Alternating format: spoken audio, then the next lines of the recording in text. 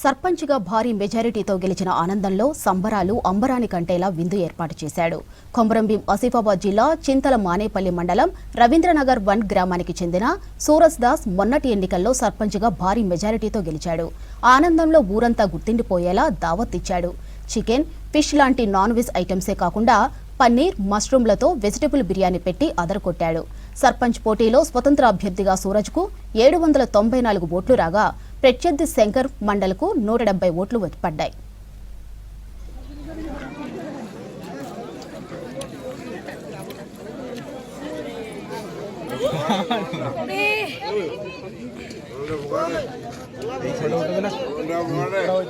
గ్రామంలో ఇండిపెండెంట్గా సర్పంచ్గా పోటీ చేశాను నేను.